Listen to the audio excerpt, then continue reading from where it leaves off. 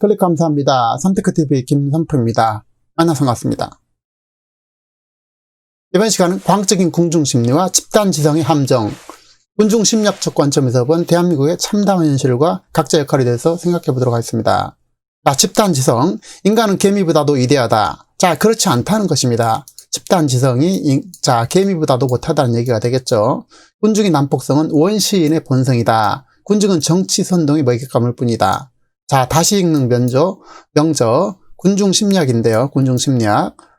판단력을 잃고 집단지성에 휩쓸리는 군중은 믿을 수가 없다는 것입니다. 비이성적이고 충동적 행동하는 군중심리를 예리하게 통찰한 건데요. 자, 군중은 고립된 이 개인으로서 느끼고 생각하고 행동하던 방식과는 전혀 다른 방식을 느끼고 생각한다는 것입니다. 군중의 마음속에 천천히 이념과 신념을 불어넣을 때 지도자들이 사용하는 방법은 학원과 반복과 전염 등 세 가지라는 것인데요. 자, 1985년 출간된 군중심리학은 혁명과 구테타 그리고 왕정복과 전쟁의 혼란이 이어졌던 19세기 프랑스 사회의 군중을 연구해 군중은 어떤 존재인지, 군중의 행동을 지배하는 원리는 무엇이고 그들을 이끄는 리더십은 무엇인지를 분석하고 있는데요. 자, 100여 년 전에 출간된 것이 지금도 흔히 나타나는 비이성적 충동적인 군중사고의 행동 양상을 그야말로 예리하게 통찰하는데 놀라지 않을 수 없다는 것입니다. 자, 느멍은 군중의 개개인의 총합이 아니라고 강조했습니다. 자, 느멍은 군중은 개개인의 총합이 아니라는 것이죠. 집단지성이 아니라는 것입니다. 군중은 개개인의 특성과 관계없는 전혀 새로운 존재이고 그 결과 더 현명해지는 것이 아니라 우매해진다는 게 그의 주장이 되겠습니다. 또 비이성적이면서 충동적인 존재인 군중은 쉽게 흥분하고 무책임하고 자주 난폭해진다라고 진단하고 있습니다. 저자는 군중의 특징으로 충동성, 연덕성, 과민 반응, 맹신, 권위주의를 꼽았습니다. 특히 이제 맹신에 우리가 주의할 필요가 있는데요. 자, 항상 무의식에 지배되고 생각과 감정이 일정한 방향으로 전환되는 것도 군중의 일반적인 특성으로 봤습니다. 그러면서 인간은 혼자일 때는 교양이 있는 개인일지 모르나 군중 속에서는 본능에 따라 행동하는 야만일 뿐이라고 지적하고 있습니다. 매우 예리한 지적이 아닐 수 없는데요. 군중 속의 사람들이 난폭해지는 것은 원신의 본성이 튀어나오기 때문이라고 설명하고 있습니다. 그는 개개인의 지성과 판단을 상실한 채 집단지성에 휩쓸려 움직이는 군중은 믿을 수 없다라고 진단하고 있습니다. 자, 오늘 대한민국 현실과 비춰봤을 때 매우 합당한 판단이 아닐 수 없습니다. 100여 년 전의 생각이 말이죠. 군중심리는 다수 생각하는 걸 귀찮아한다. 군중심리인 다수는 생각하는 걸 귀찮아한다는 것입니다. 그래서 대부분의 사람들은 남이 하는 대로, 생각해 보시자고요. 남이 하는 대로 따라서 하고 자신의 미래도 남한테 묻고 결정하고 물건을 살 때도 심지어 남들이 좋아한다고 하는 것을 사게 된다는 것입니다. 어쩌면 이것이 인간의 본성이라고도 할 수 있다는 것입니다. 하지만 함정은 따로 있다는 것인데 군중 의외로 어리석고 한국의 군중심리는 특히 신박하다는 것입니다. 이것이 역사를 후퇴시킬 뿐 아니라 수많은 희생과 생명 위험을 초래하고 있다는 것입니다. 자, 광적인 군중심리, 광기에 휩쓸리면 헤어날 방법이 없다. 대규모 군중심리란 전체주의의 또 다른 모습이기 때문이다. 정작 본인들은 무엇 때문에 화가 나고 흥분하고 있는지도 모르고 있다. 유정자들은 그런 군중심리를 이용해서 정치를 자기 편으로 이용한다. 자, 광장 문화가 소중하면서도 조심해야 되는 이유가 바로 여기가 있다는 것입니다. 자, 우리가 지금 오늘 정치 현실을 봤을 때, 대한민국 현실을 비춰봤을 때 매우 중요한 것을 시사하고 있습니다. 자, 한국은 너무나 쉽게 자유와 부자를 이뤘죠. 특히 미국이 때문에 어느 날 갑자기 자유가 주어졌고 그들의 보호하에 짧은 시간 안에 전 세계 10위권의 부자 대열에 들어서게 됐습니다. 그래서 자유의 소중한 가치를 잊고 살다가 지금 홍역을 치르고 있는 것이다. 이렇게 저는 진단하고 있습니다. 한국인들에게 자유민주주의는 사치일까요? 참고로 미국 선거인단 제도는 군중 독재를 막기 위해서 만들어졌다고 합니다. 언제부터인가 다수의 한국인들의 수준이 아프리카보다 더 못한 수준이 된 듯하다라고 느껴지는데요. 아무런 생각도 하지 않고 배만 부르고 돈만 있으면 나와는 무관하다는 이기심이 한국 사회를 병들게 하고 있다는 것입니다. 자, 선동이 쉽게 흔들리고 남이 하면 따라해야 된다는 군중심리, 다름을 인정하지 않는 사회가 되었다는 것입니다. 대부분 자신이 사실은 무식하고 어리석으면서도 정의로운 줄 착각하고 목소리를 높이며 살게 된다는 것인데 그게 사람들을 속고 속이는 이유가 되겠다는 것입니다. 자기 생각에 절대 의문을 품지 않고 자기 스스로 성찰을 해야 되는데 이것을 자기에 대해서 의문을 품지 않고 잘못을 한 것이 드러난 이후에도 이것을 인정하지 않는다는 것입니다. 그리고 또한 고치려도 하지 않는다는 것이죠. 그런 사람들이 많아지고 주류가 형성되면 나라는 결과적으로 망하게 되고 그런 사람들이 주류가 되는 사회가 바로 현재 한국 사회라는 것입니다. 자, 2008년대 광우병 선동을 생각해보면 쉽게 알 수가 있는데요. 군중심리는 잘못된 방향으로 흐르고 있었지만 당시엔 분명 그게 다수였습니다. 다수 이웃들을 앞에서 바른 목소리를 내던 사람들은 엄청난 대중적 압력을 견뎌내야만 했고 육체적 폭력만 아니라 당시에 음모론에 동참하지 않았던 이들은 우리나라 대중들은 반병심 취급을 당했습니다. 천안함 자작극 음모론도 마찬가지였는데 그 말도 안 되는 음모론이 연평도 사건에서 똑같은 매직으로 포탄 부음 번호를 써놓은 증거물이 나오기 전까지 국내 주요 대학의 교수라든지 스스로 지성이라는 사람들까지 함께 편승했었죠.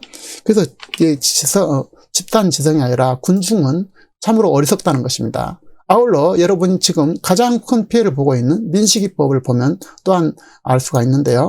지금은 좌우방면하고 운전하는 인간들은 전부 다 비판하는데 그때 당시에는 민식이법을 팩트를 가지고 비판하면 병신이 따로 없었습니다. 그게 바로 대중이고 광기라는 것입니다. 군중심리 광기라는 것이죠. 사건이 시작되기 전부터 결말이 예측되는 입장들 앞에서 저런 사건을 볼 때마다 참으로 황당하지만 달리 힘도 없다는 것입니다. 바른 목소리를 내는 보수가 분명히 있었는데 시간이 흘러도 누가 하나 그들에게 사과하지 않습니다. 자, 그러면서 민식이법의 피해를 우리가 지금 보고 있는 것이죠. 그러면서 사람들은 한 발자국만 돌아서면 하루만 지나가면 모든 걸 또 잊어버리고 또다시 깨심이 코스프레를 시작한다는 것입니다. 자, SNS에서는 천하제일 10선비 우월감 대화가 열리죠. 도덕성 우월감에 취해서 선민 사상에 취해 또 다른 씹을거리 토막질 회칠감을 하면서 돌아다닌다는 것입니다. 자, 생각해보면 그야말로 제정신으로 사는 것이 신기한 나라가 아닌가 하는 것이 현재 한국 사회 모습이라는 것입니다. 자, 어느 댓글의 이야기가 되겠습니다. 자, 댓글의 주인공은 이렇게 얘기합니다. 죄송합니다. 저는 광우병 사태 때 뭣도 몰랐고 PD 수첩 등을 보고 선동당했었습니다. 광우병 사태 때 닉네임 이민가자로 아프리카TV에 처음 가입해서 여자친구랑 같이 광화문시 현장을 보면서 이명박을 욕하는 게 제 스스로 너무 대견한 깨어있는 젊은 피라고 착각했었습니다. 시간이 지나고 광우병이 광우병인 걸 알게 된 순간 평생 살아오면서 한두 번쯤 나라가 떠들썩해서 어렴풋이 기억날 일뿐 아니라 관심조차 없었던 일들, 사건들, 추세들, 여론들 이것저것 대부분이 선동으로 만들어졌다는 것이 저는 깨닫게 되었습니다. 그 수많은 사건들이 공통된 이유나 명분은 바로 사람이 죽었고 그들의 희생을 헛되이 하지 않기 위해 개편, 계약, 또 운동, 혁명이라는 점이었다는 게 스스로 소름 돋았습니다. 사람들은 이러한 목숨을 명분 삼아서 카르텔만 계속해서 강화시키는 형태는 지금도 변하지 않았고 앞으로도 그럴 것이라는 것입니다. 매우 중요한 지금 시사를 이 댓글의 주인공은 얘기하고 있습니다. 자, 진정한 사실, 진실을 알게 되고 내가 병신이 되었구나, 꼭두각시가 되었구나, 오들 정치 노름에 이용된 도구에 불과했구나 라고 깨닫는 사람들보다는 그들이 계속된 선전선동과 감정에 속는 사람들이 더 많은 세상의 한국 사회 현재 모습이라는 사실입니다. 자, 시체말로 시읒팔이 감정에 호소한 선전선동에 낚여 헬조선, 국뽕 등 선동에 말려서 진실과 본질을 보지 못하는 10여 년 전의 저와 같은 우매한 개돼지 국민들이 훨씬 많다는 사실입니다. 자, 매우 심각한 내용이 아닐 수 없죠. 자, 여러분, 광우병 사태와 민식이법 사태를 보면서 우리가 군중이 어떻게 어리석게 전염이 되는지를 잘 생각해 볼 필요가 있습니다. 한국이 무너져 내리는 걸 보면서 한편으로는 차라리 조선시대처럼 모든 게 박살나서 그때 정신 차릴 수밖에 없지 않겠느냐 하면서도 다른 한편으로는 베네수엘라의 비참한 상황을 보면서 이 나라가 무너진다고 정신 차리고 일어설 수 있을까 하는 의문까지 들게 되고 이 나라가 개박살 난다는 건 내 미래 자신도 개박살 난다는 뜻이 될 것이고 자 50대 70대 대부분이 어렸을 때 겪었던 참담한 가난을 다시 경험한다는 의미라 또한 두렵다는 것입니다. 저는 대한민국에서 태어난 걸 너무나 고마워하고 축복으로 여기고 있고 지금까지 살아왔습니다. 자유 대한민국을 누구보다도 사랑하지만 한편으로는 이 답답한 대한민국 현실이 너무나 참담하다는 것입니다. 자, 스스로 똑똑하고 이런 사람들도 의외로 다수의 군중 심리 앞에서는 쉽게 무너진다는 사실입니다. 자, 확증 편향적이거나 이분법적, 일방적 감정적 사고는 귀와 눈을 멀게 한다는 것인데요. 자, 높이 나는 새가 멀리 보고 나무만 보지 말고 숲도 동시에 바라고 하는 것처럼, 나르는 새가 높은 하늘에서 내려다보면서 전체적인 모습을 살피는 것처럼 버드뷰가 필요한 시점이다, 이렇게 생각됩니다. 자, 아인슈타인은 다수 인간들은 똑같은 말을 할 때 한 명의 인간이 다른 말을 한다면 그자가 생각할 줄 아는 인간이라고 말을 한 바 있습니다. 다수 인간이 지구가 평면이라고 할 때 코페르니쿠스 혼자만 둥글다고 했듯이, 그래서 다수 의견도 중요하지만 늘 소수의 의견에 관심과 경청의 자세를 가져야 한다는 사실입니다. 집단지성은 하버드대학교 교수이자 저명한 곤충학자인 윌리엄 모턴 휠러가 1910년에 출간한 개미, 그들의 구조, 발달 행동을 통해서 하나의 개체로서 이미 존재하던 개미가 군집을 이루면서 지능 체계를 형성한다는 관찰을 바탕으로 처음 제시한 개념인데요. 자, 하지만 관찰의 시선을 인간들에게 돌려보면 개미나 벌과 같은 곤충에서조차 발휘되는 집단적 지성이 왜 인간에게 실제로 구현되지 어렵고 오히려 개인보다도 못한 집단 무지 또는 집단 오류를 범하게 되는가 하는 의문점을 갖곤 하게 한다는 것입니다.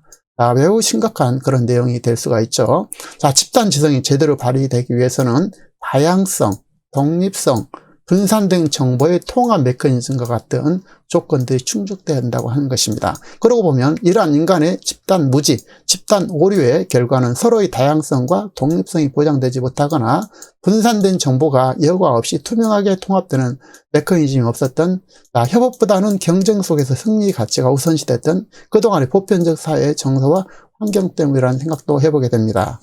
집단 지성이 발휘되면은, 모든 것을 뛰어넘을 수가 있지만 그것이 집단 지성으로 되지 못하는 이유를 정확하게 진단하고 있다는 것입니다.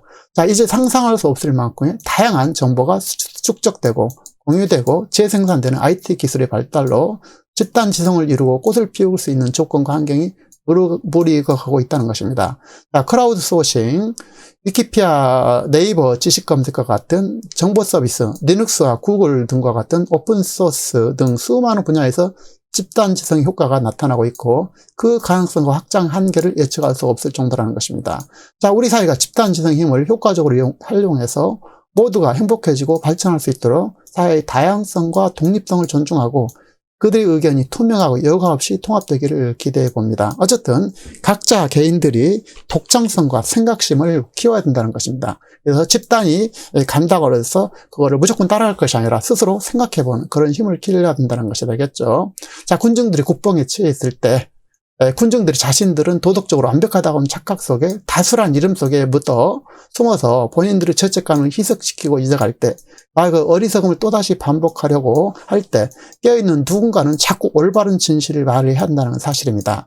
누군가는 자꾸 이런 말을 해야만이 한다는 것이죠. 그래서 반복시켜서 이것을 본인이 어렵지만 이것을 지적하고 상기시켜준다는 사실입니다.